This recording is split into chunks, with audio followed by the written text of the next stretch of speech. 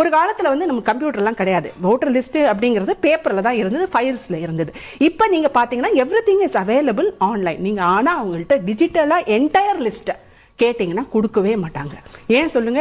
உங்களால அதுல இருக்கிற தவறுகள்லாம் ஈஸியா கண்டுபிடிச்சிட முடியும். இப்ப ஏன் காங்கிரஸ் எதிர்கட்சியில இருக்கின்றதுக்கு அக்கா பேசுனது சிறந்த உதாரணம். என்ன சொல்றாங்கன்னா, ஓட்டர் லிஸ்ட் எதுவுமே டிஜிட்டலா கிடைக்காது, நாங்க மேனுவலா பிரிண்ட் எடுத்து லிஸ்ட் வாங்கி செக் பண்ணுவோன்றாங்க. கண்ணு முன்னாடியே இந்த இந்தியன் எலெக்ஷன் கமிஷன் வெப்சைட்ல போய் என்னோட தொகுதி வேளச்சேரியில இருக்கிற ஃபர்ஸ்ட் பூத்தோட டிராஃப்ட் ஓட்டர் சீட்டு கேட்கறீங்களோ?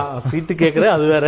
இப்ப வந்து ஃபர்ஸ்ட் பூத் வேளச்சேரி தொகுதியில டிராஃப்ட் எலக்டோரல் ரோல் வேணும் அப்படின்னு சொல்லிட்டு அந்த கேப்சா போட்டு டவுன்லோடுன்னு கொடுக்குறேன். இங்க பாருங்க, அது ஃபுல்லா வந்துருச்சு. இல்ல டிஜிட்டல் காப்பி இருக்கு. அதாவது மெஷின் ரெக்கக்னிஷன் இது எல்லா லாங்குவேஜ்லயும் வேற இருக்கு, இங்கிலீஷ்ல இருக்கு, தமிழ்ல இருக்கு.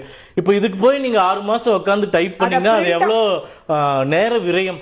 அதான் நான் சொல்றேனே, கீழே நடக்கிறது என்னன்றது இவங்களுக்கு தெரியல. இவங்களுக்கு வந்து எலெக்ஷன் வந்து ஜெயிக்கணும். நான் சொல்ற மாதிரி ஏதாச்சும் ஒரு முறைகேடு நடந்திருந்தா அப்ப உங்க கட்சி பிஎல்ஏக்கள்லாம் சரியில்லைன்னு அர்த்தம். எங்க போயிட்டாங்க எல்லாருமே? 238 பூத் வேளச்சேரியில நானு, என்னோட பிஎல்ஏக்கு டிராஃப்ட் எலக்டோரல் லிஸ்ட் கொடுக்கப்பட்டது. என்னோட பிஎல்ஏ தெருவா போய் எல்லாரையும் வெரிஃபை பண்ணாரு, கரெக்டா இருக்கான்னு செக் பண்ணாரு. 80 வயசுக்கு மேல யாரு இருக்காங்களோ அவங்கள போஸ்டல் ஓட்ல ரெஜிஸ்டர் பண்ணணும்னு பண்ணாரு. இப்ப இவ்வளவு பிரச்சனைகள் இருந்ததுன்னா காங்கிரஸ் கட்சி ஆஸ் அ ஹோல் தூங்கிட்டு இருந்தீங்களா? உங்க கவர்மெண்ட் வச்சுட்டு கர்நாடகால அது மட்டும் தான்